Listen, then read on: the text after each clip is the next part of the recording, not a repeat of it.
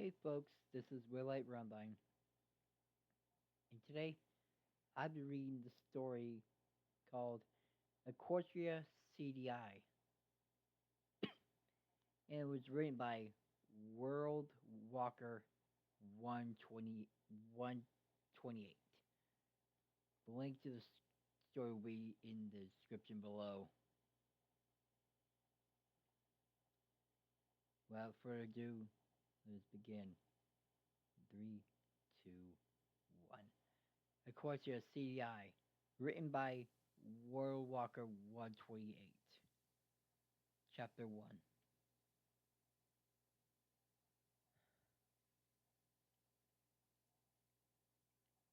It was a rather pleasant day in the kingdom of Equestria. Clear blue skies, chirping birds, soft white fluffy clouds, and sweet red brine. What more could a princess ask for? Celestia thought aloud, taking a small sip from an oversized purple goblet. She turned her head and gazed from the window, smiling. To her right, her captain of the guard yawned and stood on his hind legs, stretching his front ones. Gee, it sure is boring around here. Celestia turned her head and looked at him, blinking in surprise. My boy, this peace is what all true warriors strive for, she embellished, setting her goblet down on a small table near her throne. I just I just wonder what Chrysalis is up to. Celestia frowned slightly, recalling the changing coins attempt to seize her king for herself. She had regularly nearly exceeded, and had it not been for the bond that Princess Kate and Charmer possessed, she very well might have. Given that knowledge, she supposed it was not odd, nor a bad thing for him to be concerned as to what she might be plotting now. Surely she would not be idle, what with her people's present now being known and hunted. A sudden gust of wind blew up all the windows in the room, startling both herself and Shining Armor, and blowing any loose cloth or dust about. Shooting her with their eyes with a leg, they did not see a stray garbed Pegasus wearing a red robe that is cured in a bright pink turban with a large red jewel rim with the green metal with his forehead would have been flap its way in through one of those open windows. He also had a really long gray beard and mustache connected to it, and except for to each side. Both Celestia and Charlotte did, however, hear him set his hoofs down on the marble flooring, and the wind suddenly ceased as soon as it started. When they lowered the leg, showing eyes, Charlotte stared at him dumbly, and both he and she approached the intruder.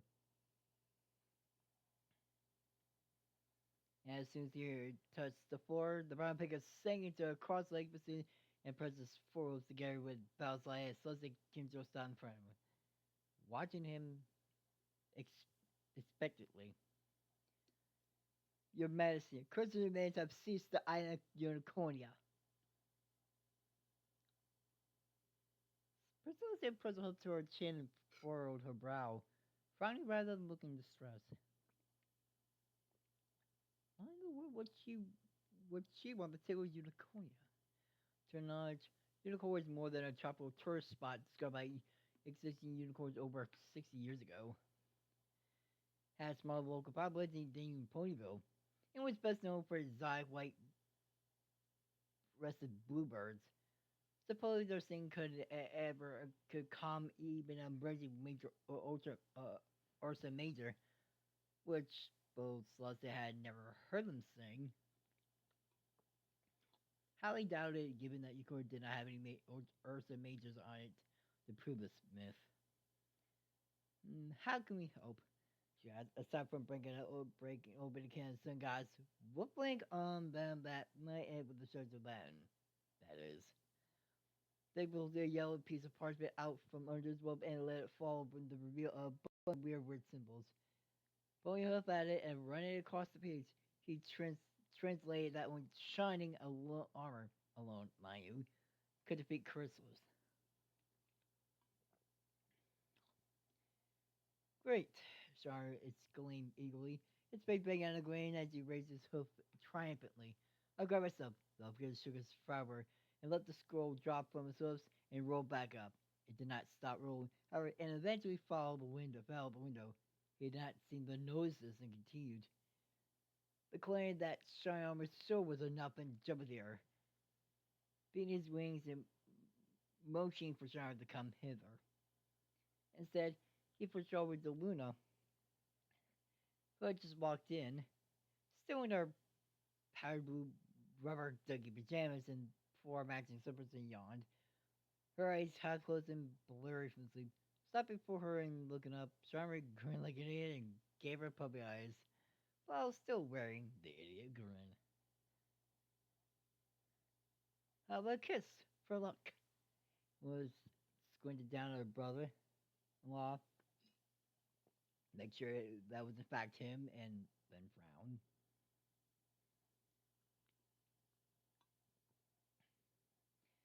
How sure jest. Aren't they not stop being a wedlock with one person already? Shower's face became embarrassed and he covered his mouth and tried with the Pegasus, who pulled a magic carpet out of his robe and lay it on the floor and jumped board. Shower did the same, and the car rose off the ground and flew back out the window. Squad-a-la! We're off, shouted the Pegasus. Seeing that they were both now gone, Cynthia shrugged and walked back to her throw in our waiting wine goblet. Well, Shauna is the chosen one, then I guess I can go back to my nice day. She once more thought aloud, raised her goblet to her lips once more while Luna once more fell asleep, this time staying up. A small bubble inflating and deflating at the end of her nose seemed brave. Elsewhere, Charmer was now lying down on the carpet, his stomach expression changing to one that made him look as high as he was being carried. Looking down below him, and both his mate and Tub blowing as round as if staying in front of a portable factory, shining armor, went up ahead of them, and swept around to his side as they passed a straight mountain range with another ugly faces carved into them. None looked familiar to him, and he knew the land in which he lived in quite well. These are the faces of evil. You must conquer each. Sharon made a phrase of confusion. But I thought that Unicorn has been to go. Why are you going out to conquer these places? The Pegasus suddenly gave me a, are you for real? Look. Oh, I'm not going to conquer them. Just you. Huh? Squad-a-la! Shot the Pegasus yelled again. Prince of gently against Gyro's side. You're off. The bear Pegasus shoved Shire off the flying carpet and flew away, leaving Shire to fall screaming down to the base of the first base of Evil Mountain. Just as Shire crashed headfirst into the roof of a house on outskirts of a small village, Shire's followed both awake and strained upright in her seat, her game controller clattering on the floor next to her couch. In front of her sat her television with a big game over screen displaying her character lying dead on the ground below the words. As she stared at the TV, memories of the previous night came back to her, and she laughed at the strains of what she would call her dream. Not even looking to a window, she discovered that it really was already morning, and she turned off both the old games she borrowed from Ravendash for research purposes, and only television and levitated the odd plastic controller to rest on top of the box over next to the game system. That's the last time that I stay up all night playing retro video games. Also ending. That's the last time I stay up all playing. A son both from Psyche, who had probably still been asleep at the time the rise of Twice thoughts, and she tried upstairs and retrieved it. Unruly with her magic, Her eyes nearly popped out of her head, and her jaw dropped as far as the rules of nature and cartoon land would allow. She read, "Most faithful, my most faithful student Twaspo. It would seem like once again Twitch is up to mischief, but there's no need to worry as your brother is already hard at work and put the stuff to it. He left less than an hour ago in the company of a brown pickens playing flying carpet. Candy is your brother as well as Captain Wilgar. He has my complete confidence. Can't wish me wish me all to say hello to you as for her. And she is busy hiding from the our mother, who keeps pestering her about Gringy even though your brother and kids have only been married for a few months. Your mentor and friend, Princess Celestia. They are still please tell Ray that Luna loves the regular day pajamas that she was sent for her birthday.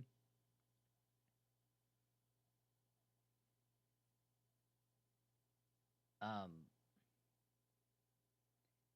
well, this is actually a My Little Pony, and this story is actually a almost one for one for the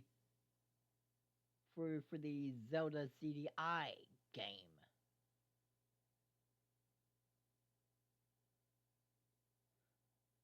You can search videos on YouTube for playthroughs or something, or even voice clips like the shop with Morshu or whatever it's called. Or you can look up a video on basically Morshu,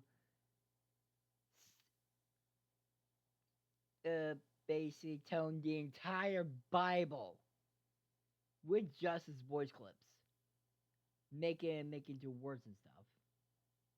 Well, don't know what I'll be doing another story reading. Oh well. This is Willight Robinbine. See ya. Bye.